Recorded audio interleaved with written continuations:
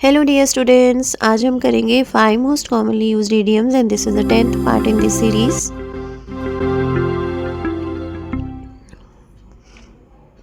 Number 1, blame one's tools.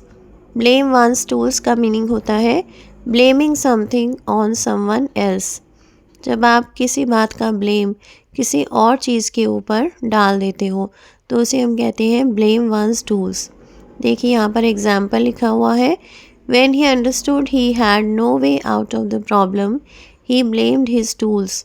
यानी कि जब उसे समझ में आ गया था कि उसके पास प्रॉब्लम से निकलने का कोई रास्ता नहीं था तो उसने अपने टूल्स को ब्लेम किया था, यानी कि उसने उस चीज़ का ब्लेम किसी और चीज़ के ऊपर डाल दिया था। अब हम देखते हैं number 2, spill the beans. Spill the beans का मीनिंग होता है रिवील अ सीक्रेट। कोई सीक्रेट किसी को बता देना, रिवील कर देना। अब हम देखते हैं sentence, we'll all be there at 6 for the surprise party, now don't spill the beans. इसका मीनिंग है कि हम सभी सरप्राइज पार्टी के लिए 6 बजे वहाँ पहुँच जाएंगे। अब ये सीक्रेट किसी को रिवील मत करना, किसी को मत बताना। ओके, आई होप आपको अच्छी तरह से क्लियर हो गया है।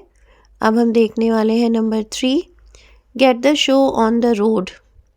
Get the show on the road का मीनिंग होता है स्टार्ट समथिंग और बिगिन एन एंटरप्राइज।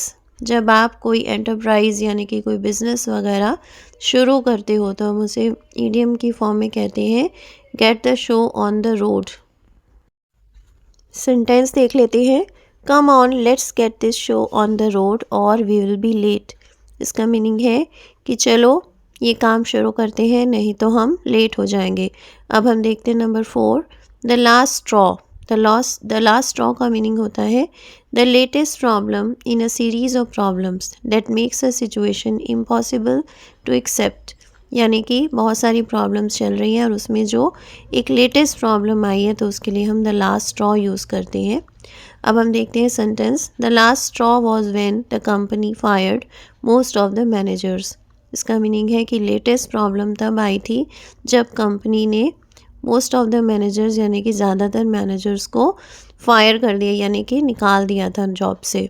अब हम देखते हैं number 5, give a cold shoulder. Give a cold shoulder का मीनिंग होता है unfriendly attitude shown to someone.